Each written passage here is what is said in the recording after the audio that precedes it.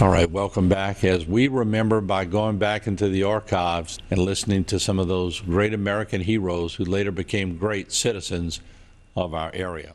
And thinking that that's where the supposedly landings would be, if and when they did land. And when June 6th came and we went to briefing and we saw our flight was going to Normandy, we were quite surprised. That's where the landing took place. Mm-hmm. And Martin, that was a sight that I guess even when I'm dead, I think I still will remember it and see it. It was the number of ships that were in the Channel, in the Atlantic, and the Channel itself, the English Channel, on its way to Normandy for the landing. Mm-hmm. And we bombed the beach maybe 5 minutes before the landing took place. We had to bomb it at a certain time, and it had to be precisely at that particular time, and we did. The area that we bombed that morning was the area where Juno Beach, and that's where the Canadians landed. And we didn't know who was landing at those beaches, but later on, I think about a month later, we got word from the Canadian Army that they're thanking us for making some big holes in the surf for them, so where they could bury themselves in there, deep enough, some foxholes. Matter of fact, we were flying at 28,000 feet and of course we jumped out. We all got out. Myself and the boy from Biloxi, he and I landed right in the German air base. They were waiting for us when we got there. Yeah. Wow. And they weren't too bad. We were all fortunate that we were captured by the Germans themselves, the soldiers, in that case the airmen, and in the case of some of the other boys, they were captured by some of the Army personnel, rather than with the civilians. Mm-hmm. Because the day before there was a crew who flew to Munich and got shot down, and they were strung up. I didn't see them, but one of our crew members saw them strung up in a wooded area around where he was captured. Mm-hmm. And the whole 10 guys were all strung up by the civilians. And out of respect to you, mm-hmm. I mean, I want you to answer as comfortably as you can, because that's a tough and trying time. But I want to try to portray some of this in history, because a lot of us who never had a war, mm-hmm. we never had a war when I was growing up. That's right. There was no war to fight in. We might be the only generation never to have a war. Probably. Because after that was, the Gulf War in Vietnam, right. Or before us was Vietnam. So we were fortunate, but to try to understand what it was like when you were coming down in that air base on that parachute, what was going through your mind? I was praying. Okay, all right. I was praying, really. Yeah. I said a lot of Hail Marys coming out. And it just, I don't know, it's a strange feeling. You're not scared. You do what you had to do. When we jumped out, we knew we had to free fall for a good while, because we were at 28,000 feet. And so we did fall through one bank of clouds, and when we hit a second cloud, we opened up our chute after we passed it, and I guess we were about 5,000 feet in the air when we pulled the ripcord. Now today, I still don't remember pulling the ripcord. Right. It was a matter of pulling the handle, and I don't remember pulling it really. It was a blur. But I tell you, it's a blur, really. But you do remember saying the Hail Mary. Oh yeah, I remember that. Yeah. Yes, indeed. Something about that World War II group that you just can't break it. It's a tough bunch. Well, let me see if I can put this in the right perspective, okay? When I went into the military, it was an excitement to me. I had never been out of Louisiana that I could remember. Yeah, I was going halfway around the world. It was an excitement. I had no fear. because I didn't think anything could happen to me. Another thing was I'm excited because I'm seeing so many different places and meeting so many different people. It had no meaning as far as the war itself, because it was something that I needed to do. When my term came to go, I was eager. I didn't know I could say I don't want to go. You know, the guys that are in the military today, they go because they want to. I didn't have any choice. I had to go one way or the other. Either go, or Uncle Sam was going to say, you're going to come. Right. It was one way or the other. So the guys today, they go because they want to serve their country. Yeah. In my case, I guess it was just an excitement. It had no other emotion as far as war was concerned. When did it set in, though? When did it set in for Ray Ardon that, hey, I'm in a war? I guess when I lost one of my buddies. And then I got a letter from home telling me that one of my best friends had gotten killed in Germany. He was a paratrooper. He got shot out of the sky. He never hit the ground. I guess that's when it kind of got to me. And I said, well, it's time to buckle down and do what you have to do. Wow, what a compilation of American heroes on that segment. We'll take a short break. The list continues as we remember right here on Bayou Time.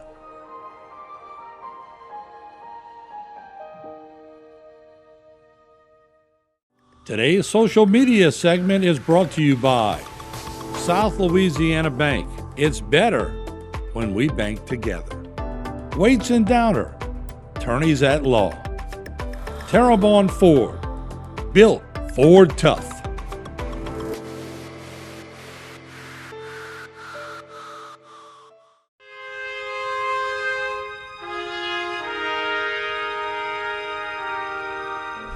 All right, welcome back as we remember by going back into the archives and listening to some of those great American heroes who later became great citizens of our area.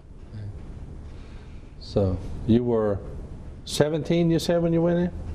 So a little over a year's time. You grew up pretty quick, didn't you? Yeah, I sure did. Yeah, it makes you grow up. Yeah, you bet. It does some things to you. Yeah, you never know what's going to happen. That's what's in your mind. You never know what's going to happen. You know, at first it was exciting. Then you want to hide. You want to get away from everything. But as far as being like I am now, I know exactly how the young men and ladies coming back from the war now, it's hard for us to recruit them into what we do. Right. Because when I got out, I felt like I did what I had to do, and now leave me alone. I don't want to be involved. And they'd say, join the American Legion, join the VFW. No, I don't want to be in none of that stuff. Just leave me alone. Right. Well, my mom had a big pull on the kids in those days, you know? Right. Mom said, I want you to join the VFW. That's a privilege that you have. Mm-hmm. Because it's not everybody can say that he's a veteran of a foreign war. That's right. And so I did join. Well, if you're 17, 18 years old, you're tough as nail. Yeah. We had the Mickey Mouse boots made of rubber, and you had to carry two, 3 pairs of socks, because when you did too much walking, you'd sweat. Then your feet would freeze. We had pea coat, we had hooded, had to fight the snow, the cold. That was something. You learned a lot about life, didn't you? That I learned. Learned how much you like life, huh? Yeah. But anyway, before I joined the Marine Corps, I was in the Navy Reserve at the Air Base with my oldest brother. So during the Korean War, he got called in active duty. So he's in Great Lakes, Illinois, taking his basic training in the Navy. I wanted to be with him. So I go to New Orleans. I said, I want to join the active duty of the Navy. I'm in the reserve in Houma. Name is Email Henry. Couldn't find my record. Got me mad. God darn it. I wanted to be with my brother. I looked across the hall and said, United States Marine recruiter. I said, I want to join the Marine Corps. The Navy don't want me. Can't find my record. I'm in the reserve in Houma. No problem. Raise your right hand. Say I do. Sign right here. 2 days later, I was gone. It was in the spring of '43 that a friend who was a fellow teacher at high school, and I went to New Orleans and took the test just to find out if we could pass, to go into the service. Of course, being school teachers, we aced through all the tests, written tests and things like that. She went into the Marines and I went into the Army. I don't know why I selected the Army, but I did. You were part of the WACs. The first ones were called WAAC, Okay. Women's Army Auxiliary Corps. And then, within about 6 months, they were shortened into WAC.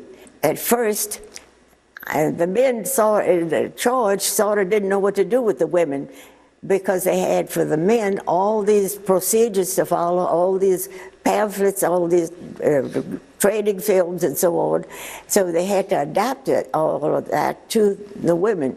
And it was kind of funny sometimes, the things that happened, but they just did. They just did the best they could, trying to teach us how to be military. I do want to read this part of which was sort of telling to me, and it has your name on it, signed by Harry Truman. And it says, to you, Mecklin Taylor, who answered the call of your country and served in its armed forces to bring about the total defeat of the enemy, I extend the heartfelt thanks of a grateful nation. As one of the nation's finest, you undertook the most severe task one can be called upon to perform. Because you demonstrated the fortitude, resourcefulness, and calm judgment necessary to carry out that task, we now look to you for leadership and example in further exalting our country in peace. Signed in blue ink by Harry S. Truman, the White House. That's pretty incredible, isn't it? Yes, sir. You had to be touched when you got that. Oh, yes, sir. Yeah. It was an honor for you to serve, wasn't it? Oh, yes, sir. It was. Mm-hmm. That's I know I was in the war and fought and all that, but that is the highest point of my Navy career right there. Mm-hmm. To think, that I had the opportunity and took advantage of it to be with a man as wonderful as President Truman was. When I taken my basic training, let me bring this up if you don't mind. We were doing the exercises, and one of the exercises is in case the ship is torpedoed, while we're talking about the Navy, how to teach you to jump aboard with a life preserver on, okay? And they had a Marine sergeant who had saw combat on Guadalcanal. Love hearing some of those old interviews. It brings back so many memories, and so many of those memories are entrenched in my mind. And it really is a privilege to have been able to sit down with these gentlemen and hear their stories. And they were always so appreciative, but they weren't realizing how appreciative I was that they were sharing these stories with me. We'll take a short break. When we come back, plenty more. Don't go away.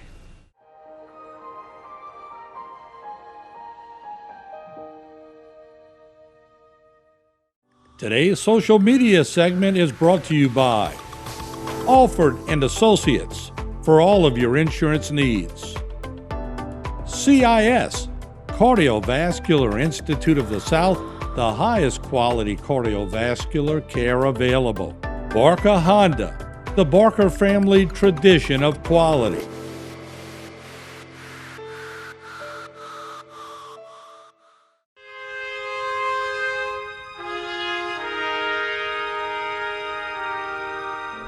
All right, welcome back. As we remember by going back into the archives and listening to some of those great American heroes who later became great citizens of our area. On this segment, we're going to hear from Buster Olivier, Mr. Bobby Marmon, Ray Marcello, Ray Ardoin, and Hemel Henry.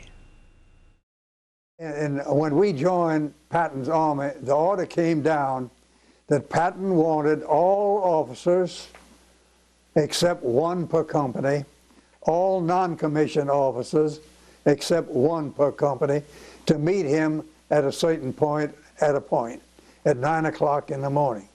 Needless to say, we were there. Patton was not yet there, but here he comes driving in with about 5 Jeeps with machine guns and this and that. And Patton standing back there with his 2 pistols, one on each side of him. He gets out and he marches up to a balcony in front of us, and he starts talking to the men, and he taught them some things, or told them some things about trying to fight their way into this war. One of the things he said is that in the States you have been taught to shoot at something that you have identified as a target. He said, here you don't do that. When you get up, you're the target, and if you don't start shooting, the other guy sees you and he's going to kill you. He said, when you get out and you start moving, you shoot, and you keep shooting. If you see them, it don't matter. It's going their way and it's going to keep their head down, and you will make it and they won't. And he went on using some very common language in the course of his conversation. And I thought to myself, you know, now here's a general, listen to that guy talk. Well, he completed his work and he said, all right, non-commissioned officers, you are dismissed, return to your companies. I want all the officers up here on this balcony with me. So we went up there. We got an entirely different man. He started talking in a very gentleman-like way, saying, gentlemen, I understand your division was well trained. I'm counting on you to do a lot of good work. I have a lot of respect for your commanding general. I want to tell you, I welcome you to the 3rd Army, and I want to shake your hand. And that was General Patton as the general. I thought that was quite a change, and I was impressed. Let's talk about your Navy career, and let's talk about when you got in it and what happened. I went in 1942, and I stayed 42 months in the Navy. But I was very fortunate when I went in that I went through boot camp on the Naval Air Station on the lakefront. And they had a boot camp for a short period of time to get a complement of sailors for the air station. And then I worked on the flight lines when I was on the Naval Air Station. And we used to fly a little bit. What they had was primary training. They had Cessnas, and that was the first planes that the cadets flew, you know, and they taught them how to fly it. And from there, they went on into advanced training and went to Pensacola and other places. And so one day we used to fly, if we flew 4 hours a month, we'd get flight pay, which was half of your base pay. And the base pay was around $50, so everybody wanted to increase it. So I went up one time with this guy, and at that time they were bringing in pilots that had a lot of flying experience but were too old for combat. So they replaced the present instructors over there, and so they used those to instruct the cadets when they came in. And I went up one time with one of them, and he decided that he was going to show me how to do an inverted snap roll. We were going to wind up upside down. Well, when they didn't have a wheel on it, they had a stick that you did all the maneuvering with. Right. And he got his shirt sleeve caught in his safety belt when we were upside down. And he fell clear and left me in the plane. It was a 2-seater. He was in the front and I was in the back.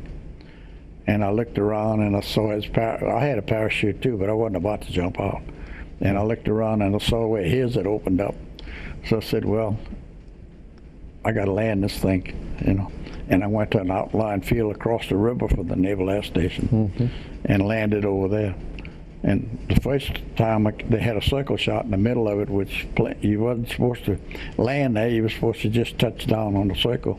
Yeah. So I got put on traffic violations for touching before the circle. But I was just trying to land the plane. Right. That's all. I wanted to fly, and did get onto a crew with 9 other men. We were 10 perfect strangers that met and flew on a B-17. We trained in Florida. We trained for 3 months there, then went overseas, and we got overseas in May of '43, and we started flying on May the 30th was our first flight. And we had engine trouble, we had to abort, we had to come back, so we had to start all over again. But anyhow, we flew in June, we flew on the 1st, 2nd, 3rd, we didn't fly on the 4th, we flew on the 5th, and of course the 6th was June, the 6th was D-Day, and we flew on D-Day. Surprisingly thing is, on the first few missions that we were flying, we were hitting an area in northern France, the coastal northern France. Wow, what a compilation of American heroes on that segment. We'll take a short break. The list continues as we remember right here on Bayou Time.